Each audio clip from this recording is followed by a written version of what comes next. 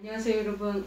2022년도 이제 성탄절 맞이했습니다. 12월 25일 우리 다같이 고대하는 병원 교회 주일 예배에 참여하시겠습니다. 찬송가 20장 찬양하시겠습니다.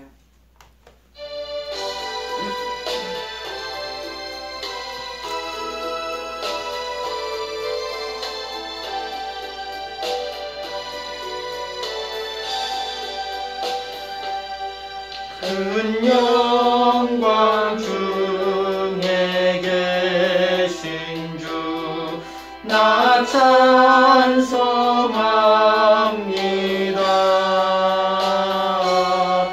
영원히 계신 주 이름 나 찬송합니다. 한없이 크신 능력을 나 찬송합니다.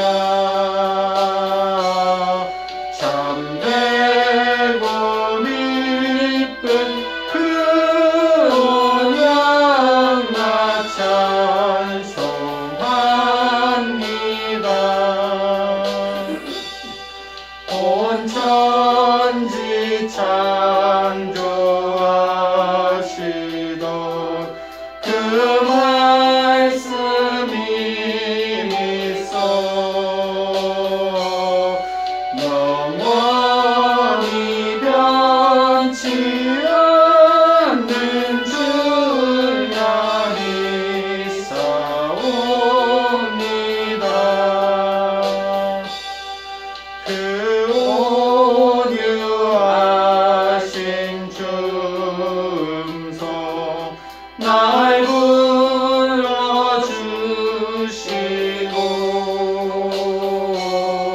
그 품에 품어주시니 나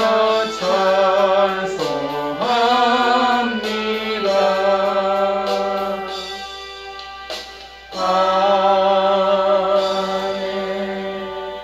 우리 다같이 사도신경 고백하시겠습니다. 전능하사 천지를 만드신 하나님 아버지를 내가 믿사오며 그 외아들 우리 주 예수 그리스도를 믿사오니 이는 성령으로 잉태하사 동정녀 마리아에게 나시고 본디오 빌라도에게 고난을 받으사 십자가에 못 박혀 죽으시고 장사한 지 사흘 만에 죽은 자 가운데서 다시 살아나시며 하늘에 오르사 전능하신 하나님 우편에 앉아 계시다가 저리로서 산자와 죽은 자를 심판하러 오시리라. 성령을 믿사오며 거룩한 공예와 성도가 서로 교통하는 것과 죄를 사하여 주시는 것과 몸이 다시 사는 것과 영원히 사는 것을 믿사옵나이다. 아멘. 오늘 하나님께서 저희들에게 주시는 말씀은 구약성경과 신약성경 두 곳을 찾아보기로 하겠습니다. 오늘 이사야서 9장 1절에서 2절 말씀과 신약성경은 누가복음 2장 14절 말씀이 되시겠습니다. 이사야서 9장 1절에서 2절 그리고 신약성경은 누가복음 2장 14절 말씀입니다. 977쪽 이사야서 말씀 먼저 보시기로 하겠습니다. 제가 봉독해 드리겠습니다. 전에 고통받던 자들에게는 흑암이 없으리로다. 옛적에는 여호와께서 스불론 땅과 납달리 땅이 멸시를 당하게 하셨더니 후에는 해변길과 요단 저쪽 이방의 갈릴리를 영화롭게 하셨느니라. 흑암에 행하던 백성이 큰 빛을 보고 사망의 그늘진 땅에 거주하던 자에게 빛이 도다. 그 다음에 누가복음 2장 14절 한 절 더 보시겠습니다. 누가복음 2장 14절 말씀입니다. 지극히 높은 곳에서는 하나님께 영광을, 이 땅에서는 하나님이 기뻐하신 사람들 중에 평화로다 하니라. 아멘.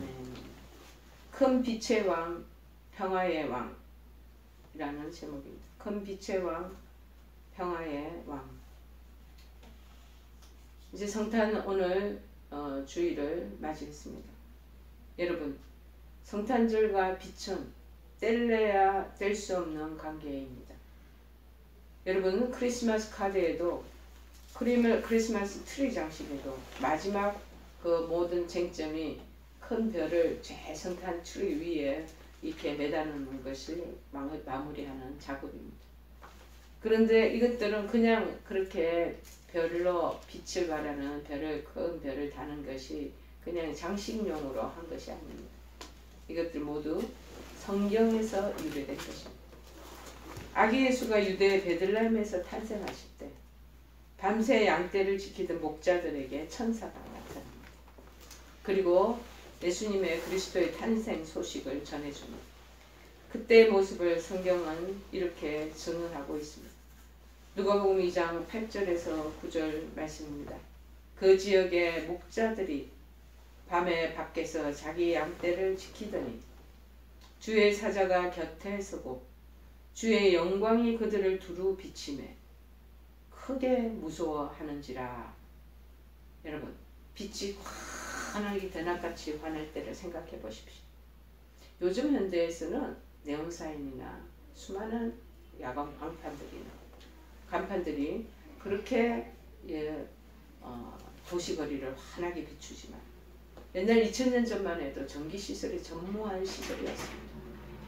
저녁 해가 떨어지면 그때부터 캄캄한 정막이 흐르는 그러한 온 들과 그리고 들판과 논밭이고 그런 도시거리였습니다. 그런데 갑자기 주의 사자 옆에서 주의 비치는 큰 빛이 두루 비추니 사람들이 얼마나 화들짝 놀라겠습니까?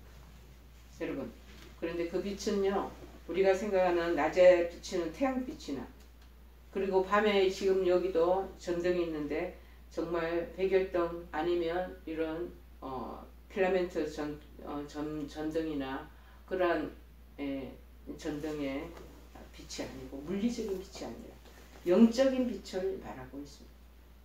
성화 같은 걸 그리는 그림을 한번 보십시오. 저는 옛날에 천주교 관계된 그 학교를 다녔습니다. 중고등학교를. 그래서 주로 천주교 그 분위기에서 많이 제가 기독교의 문화를 배웠습니다. 보면은 이 성탄절이 제일 큰 절기잖아요. 그러면 그 수년 한 고퉁이에 조그마한 그런 카드 파는 판매대가 있었어요. 그런데 전부 다 보면은 대체적으로 미국에서 다 건너온 것 같아요. 그리고 써다가 남은 속지가 없는 거, 겉으로 된 남아있는 그런 크리스마스 카드를 그렇게 많이 우리나라에서는 구제물품이라고 많이 받은 것 같습니다. 그래서 몇 개 이렇게 받아서 이렇게 보면은 그 안에 뭐 얼마나 화려하든지 그림이, 그리고 성화들이 얼마나 그렇게 아름다운지, 특별히 예수님이 나타나시는 성탄 카드 뒷면에 보면 예수님의 얼굴 뒤로 빛이 있는데 그것을 가리켜 히브리어 말로 이 빛을 쉐키나라고 발음한다고 합니다. 무슨 빛이냐? 바로 영적인 스피리추얼 그런 라이팅이라는 것이. 물리적인 빛은 유익합니다. 빛이 없으면 우리가 일상적인 생활을 아무것도 못하죠. 심지어 요새는 전부 다 컴퓨터 시대 아닙니까? 다 컴퓨터로 조작하고 모든 은행 업무도 컴퓨터로 다 모든 것들을 해나가고, 그리고 무엇보다 물품 구매하는 것들도 다 이 컴퓨터로 모든 작업을 하면서 인터넷 작업이 다 상황되잖아요. 그 물리적인 빛이 없으면 그건 참 무참하게 되어버리고 모든 것이 전부 손과 발을 묶어놓는 듯한 그러한 상황이 펼쳐질 것입니다. 그런데 이 물리적인 빛은 유익합니다. 우리 일을 하는 데는. 그렇지만 우리 인생을 구원하지는 못할 것입니다. 그러나 예수님의 빛은 구원하는 빛이고 유일무이한 참 빛이다 라고 말씀하고 있습니다. 다른 것은 그냥 빛이다 그러는데 여기 참 빛이다 예수님한테는 그렇게 명명하고 있습니다. 그런데요, 빛은 어둠을 이기는 것입니다. 이건 변함없는 철칙입니다. 성냥불이나 촛불같이 아주 작은 빛조차도 시골 동네 가면 어두컴컴하잖아요. 요새는 좀 그래도 어느 정도 이렇게 가로등 불빛을 비춰놓고 있지만요. 옛날 저희들 봉사활동을 가게 되면 저 시골 강원도 원주 시골 동네를 보면 벌써 해 떨어지면 온 그 마을 어귀가 다 캄캄해버려요. 그런데 조그만 전등이나 그 다음에 호롱불 같은 거 이런 거 들고 제 길거리나 어디 뭔가를 옆집에 이웃집에 방문하기 위해서 들고 다녀보세요. 그 주변이 환해 보여요. 그래서 촛불같이 아주 작은 빛조차도 어둠을 이긴다고 말하고 있습니다. 근데 예수님은 그런 주변에 빛을 밝히는 그 빛과는 차원이 다른 큰 빛이라고 지금 이사야서에서 말하고 있습니다. 큰 빛이요, 이것은 참 빛이라는 것입니다. 오늘 본문은 이사야 선지자가 성탄을 맞이한 그 당시 2000년 전에 2700년 전에 예언한 말씀입니다.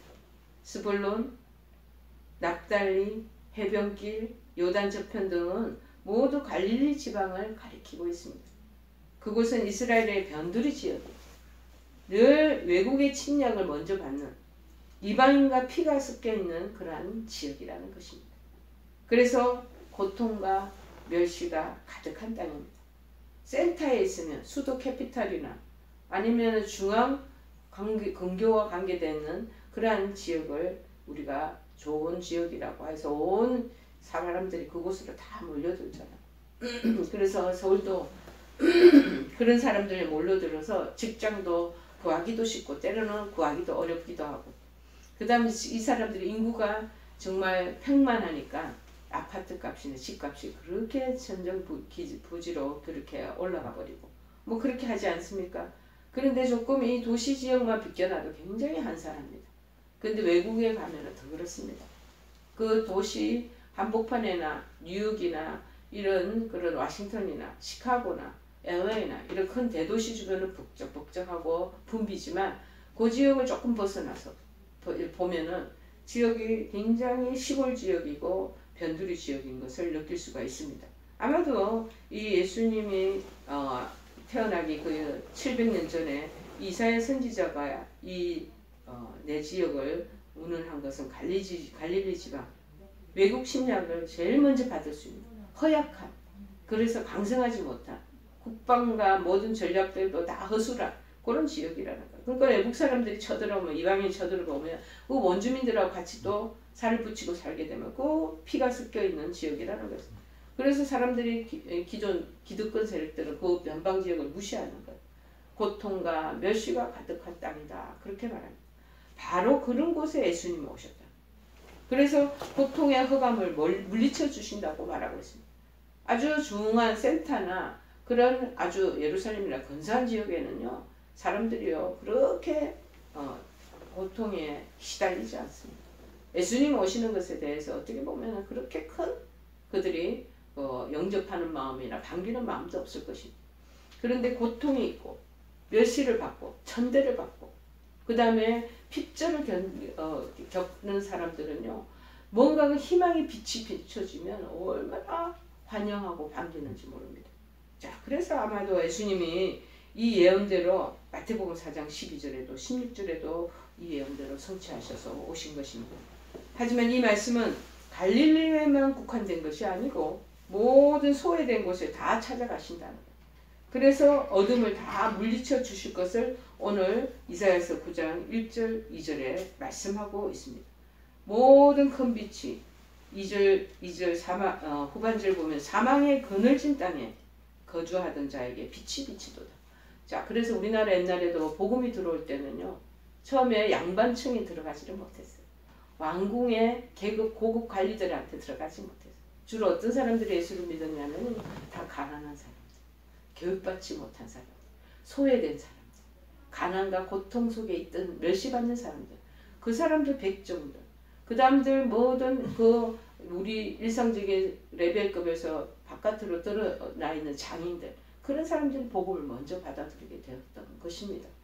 자, 그리고 점점 교육을 받고 하다 보니 이 사람들이 정말 어둠의 영적인 그 내면의 세계가 점점 빛 때문에, 이 비춰진 복음의 빛 때문에 이 사람들이 개화가 되기 시작하고 계명이 되기 시작하고 교육의 수준이 높아지면서 점점점 안목들이 넓어지기 시작하게 되었고, 140년이 지난 지금 우리 땅은 마찬가지로 지금 선진의 대열에 세워줄 만큼 발전된 나라가 되었잖아요.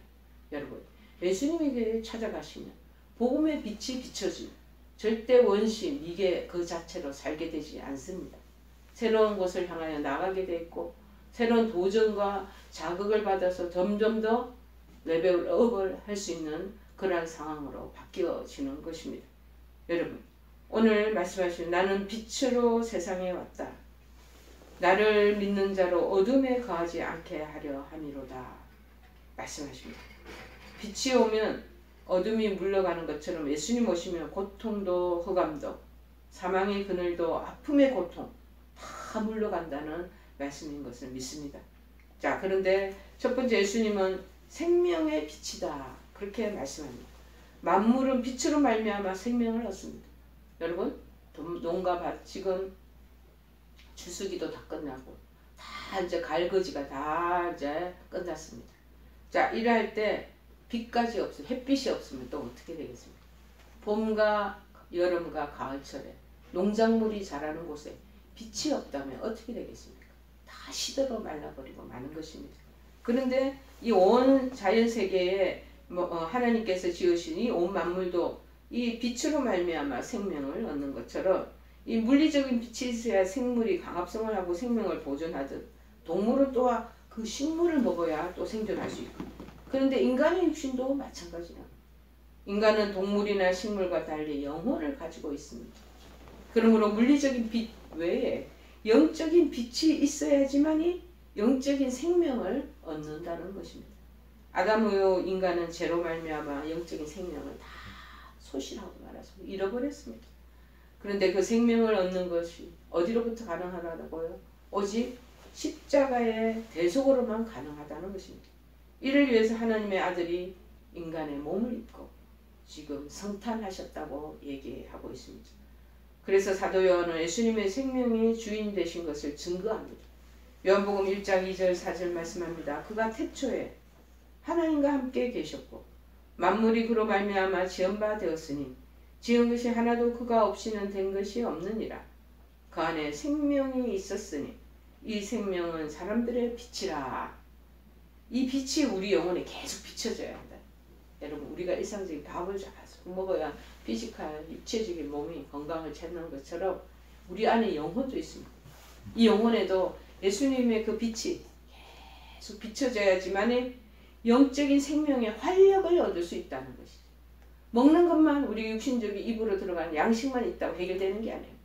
영혼의 양식, 이 빛이 비춰지고 말씀의 빛이 비춰져야지 같이 이게 균등하게 조화롭게 균형을 맞추면서 성장하고 발육하며 힘을 발하게 된다는 것입니다.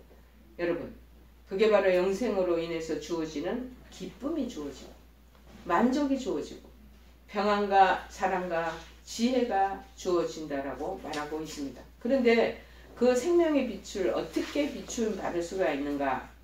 요한복음 8장 12절에 그 통로를 말씀하고 있습니다. 예수께서도 말씀하여 이르시다. 나는 세상의 빛이니 나를 따르는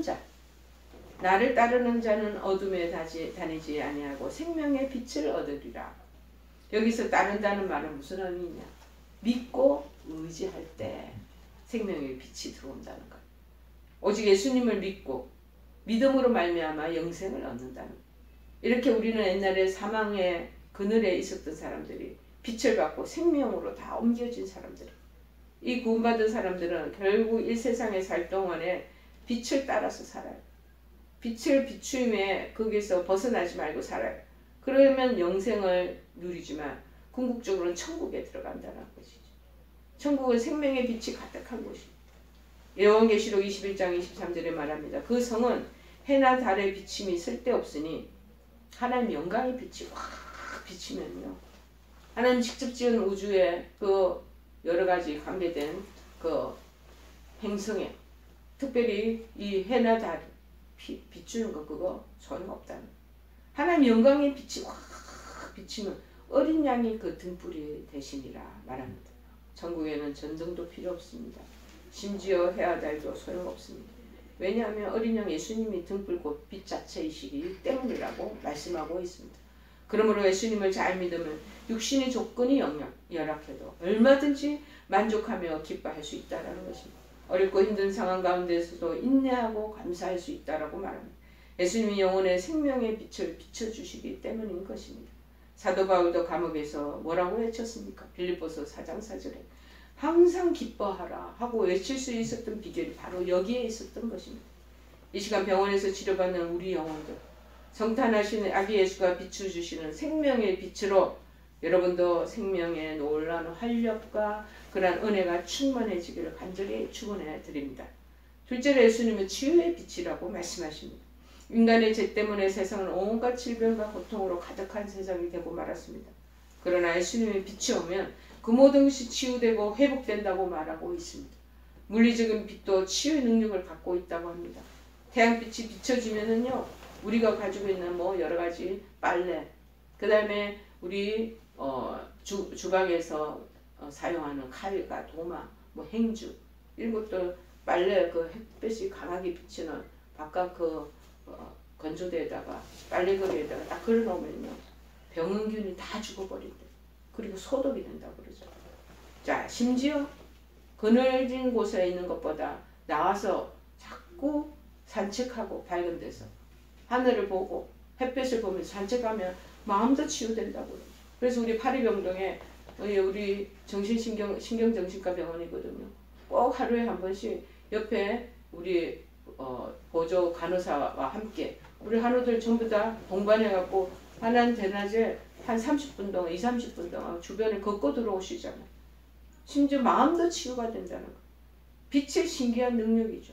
그 다음에 골다공증 있는 사람들, 빛을 자꾸 보면서 뼈도 튼튼하게, 그 빛에 비타민 D가 다 들어가 있다고 그러잖아. 그렇게 놀라운 능력을 발한다는 것입니다. 신문에서 한 의학자는요, 겨울에 주로 우리 이제 추워지면 실내에 자꾸 있게 됩니다. 실내에 있다 보면 면역력이 떨어집니다. 그러다 보면 면역력이 약화돼서 질병에 걸리기 쉽다는 것.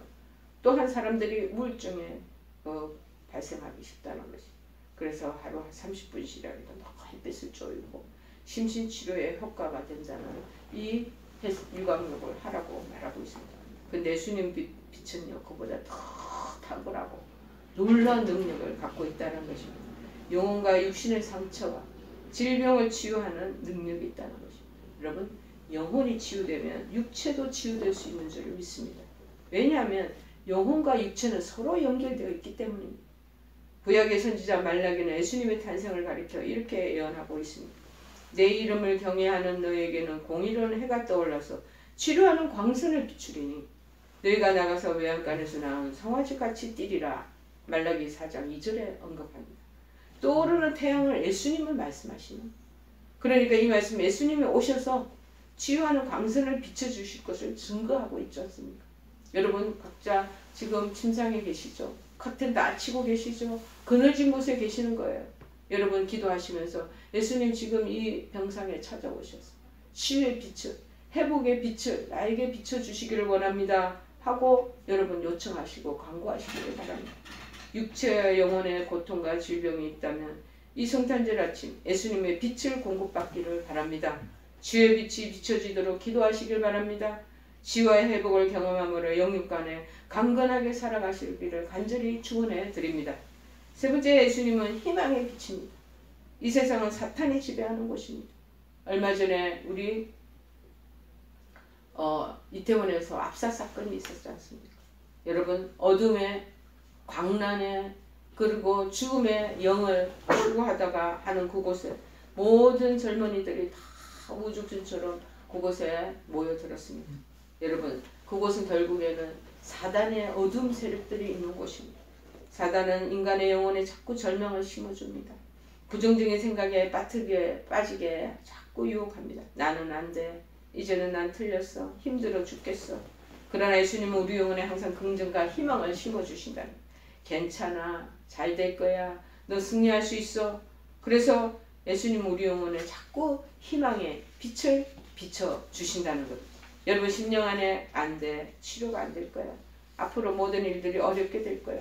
지금은 약 먹고 우선은 치료됐지만 이게 다시 재발될 수도 있어 하는 부정적인 마음을 자꾸 가져보세요. 한없이 자기가 절망의 나락에 빠지게 될 것입니다.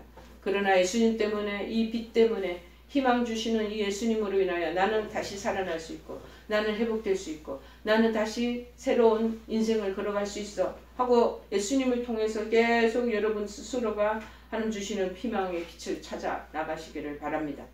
여러분, 어둠은 절망입니다. 그러나 빛은 희망입니다. 우리 예수님의 빛이 우리 영혼에 비춰지고 우리 삶의 현장에 치료하는 병상에 치료하는 지금 침상에 비춰지기를 간절히 바랍니다. 예수님 빛을 바라면 희망이 넘칩니다. 그러나 여러분 태양을 등지면 어두운 그림자가 내 앞을 가로막듯이 예수님을 멀리 떠나 등지고 살면 낙심과 절망으로 가득해질 것입니다. 동굴과 터널의 차이를 생각해 보십시오. 동굴 안에 들어가면 앞이 컴컴하고 보이지 않습니다. 왜? 빛이 없기 때문에. 반면에 터널은 어떻습니까? 저 멀리 지금은 터널이 컴컴하고 어둡지만 언제 나올지 모르는 그 출구가 나타나기만 하면 그 새어나오는 빛을 보고 빠져나갈 수가 있다는 것입니다. 이와 같이 그리스도인에게 예수님의 빛은 희망이 빛이 되는 것입니다. 네 번째, 예수님은 평강 중에 평강이시라고 말합니다. 아기 예수께 붙여진 4개의 이슬입니다. 뭡니까? 놀라우신 조언자, 기묘자와 모사라, 그렇게도 얘기하죠.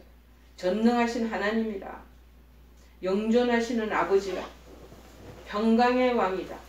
예수님의 이 사역의 성격이 이 이름 안에서 잘 드러나지고 있는 것입니다. 이 중 가장 중요한 이름이 뭡니까? 평강의 왕이다. 평화의 왕이다. 여러분, 이 평강, 왕이 행할 일에 대해서 자세히 묘사하고 있습니다. 평강은 메시아의 가장 핵심적이고 중요한 사역입니다. 이를 히브리어로 샬롬이라. 예수님은 샬롬의 왕으로 오셔서 이 땅을 통치할 것입니다. 샬롬은 어떤 전쟁이나 세상의 어떤 위협이라도 흐트러지지 않는 공의와 정의의 행태를 말하고 있습니다. 평강의 왕, 평화의 왕이 정의와 공의로 다스리는 세상은 에레미야 선지자가 이미 구약시대에 예언한 그 나라입니다. 에레미야서 23장 5절 6절에 말합니다. 여호와의 말씀입니다. 보라, 때가 이르르니 내가 다윗에게 한 의로운 가지를 일으킬 것이라. 그가 왕이 되어 지롭게 다스리며 세상에서 정의와 공의를 행할 것이며 그의 날에 유다는 구원을 받겠고 이스라엘은 평안히 살 것이며 그의 이름은 여호와 우리의 공이라 일컬음을 받으리라. 2000년 전 오늘 양떼를 지키는 목자들 사이에 수많은 천군 천사가 나타나서 노래한 메시지가 바로 곧 평강의 왕이 올 것이라는 것을 얘기하고 있는 것입니다.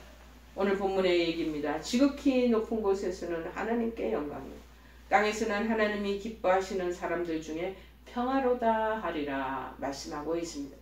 이 노래는 그동안 인류가 기다렸던 평화가 임했다는 내용입니다. 이 평화는 굉장히 종말적이고 완전한 퍼펙트한 평화를 얘기하고 있습니다. 어떤 특정한 사람들에게 이미 부여한 것이 아닙니다. 온 백성에게, 즉 가난한 사람들에게, 약자들에게, 사회적으로 배척당한 사람들에게, 미숙한 사람들에게, 죄인들에게, 아픈 자들에게, 그리고 이방인들에게도 주어지는 그러한 평화를 말씀하고 있습니다.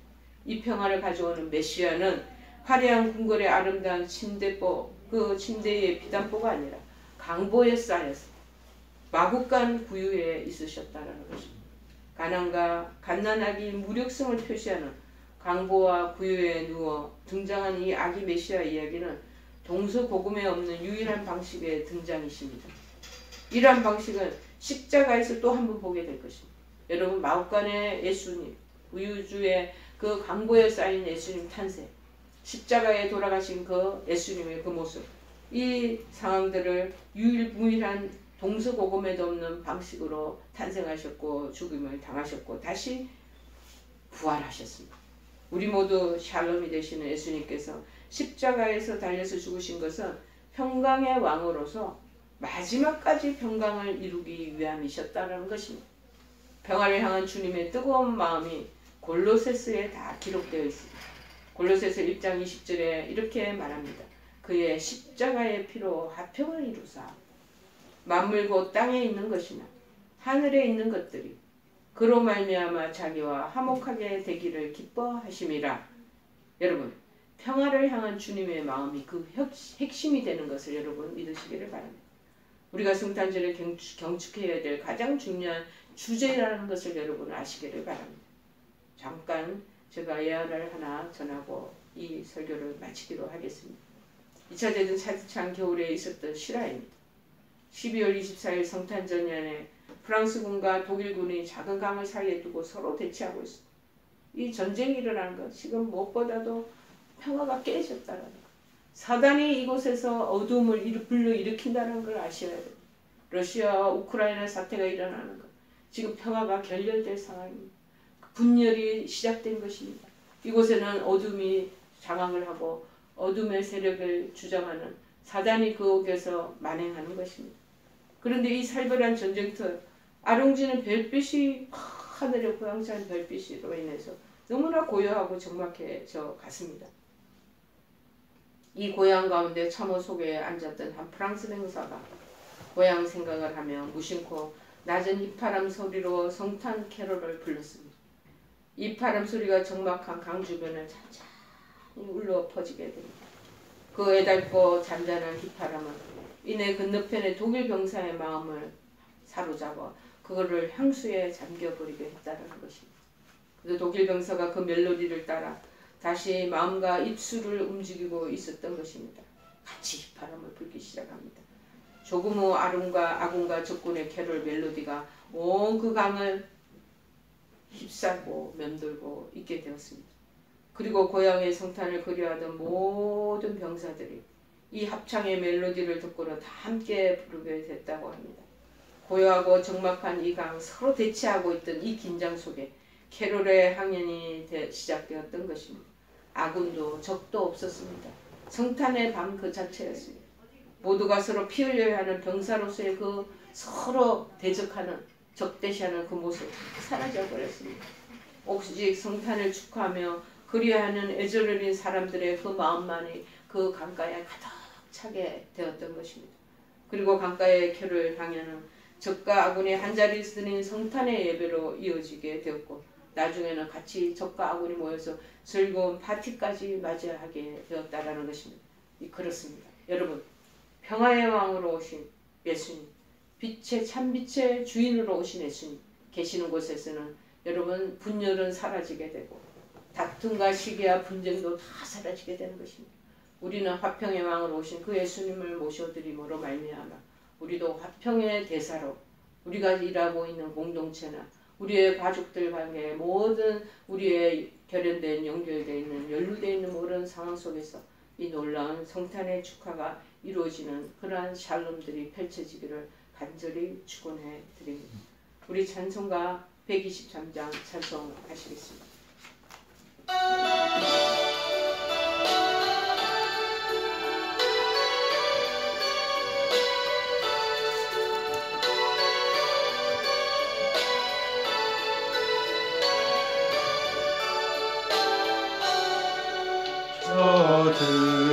저들밖에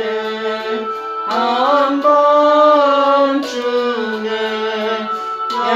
양틈에 자던 목자들 천사들이 전하여 주 하신 소식 들었네.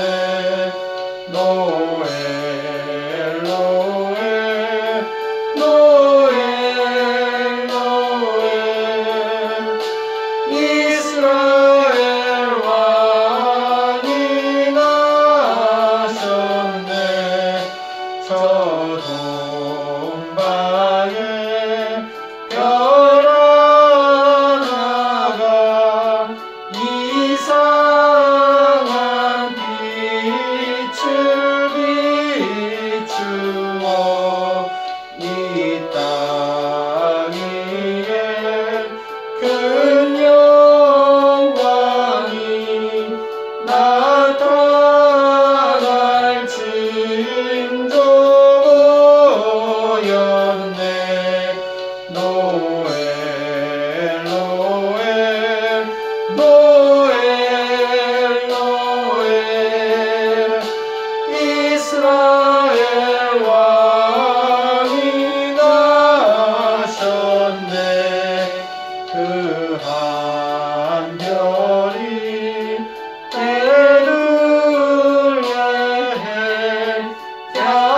향하여 바로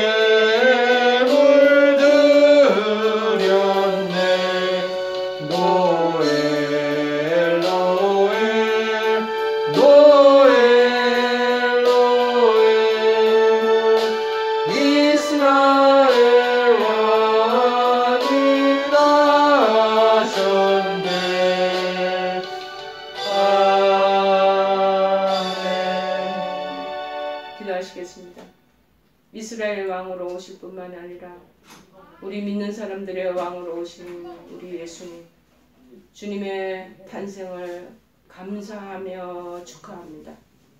특별히 참빛을 비춰주시고 어둠에 있던 모든 사단의 세력들을 다 물리쳐 주시며, 그리고 무엇보다도 평강의 왕으로 찾아와 주셔서 저희들의 마음속에 일어나는 인간의 본성들을 다 패하게 하시고 평화를 따라 살아갈 수 있는 길을 열어주시니 고맙고 감사를 드립니다.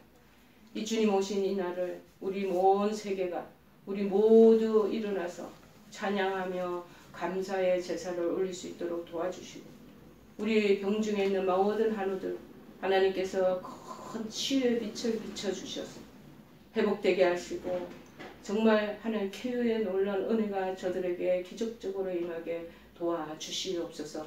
지금은 우리 주 예수 그리스도의 크신 은혜와 하나님 아버지의 지극하신 사랑하심과 성령님의 교통역사 충만하신 은총, 참빛의 왕으로 평화의 왕으로 오신 우리 예수 그리스도를 잘 쫓아가고 의지하기로 결심하고 다짐하는 사랑하는 우리 모든 한우들과 그의 가족들 머리머리 위에, 이 영상을 시청하는 모든 사랑하는 권속들 머리머리 위에 평강의 빛이, 하나님 주시는 치유의 빛이, 희망의 빛이 영원토록 비춰질 것을 믿사옵고, 이를 잘 믿고 따라가기로 결심하는 사랑하는 모든 권속들 위해 지금부터 영원토록 함께하옵시기만을 간절히 축원하옵나이다. 아멘.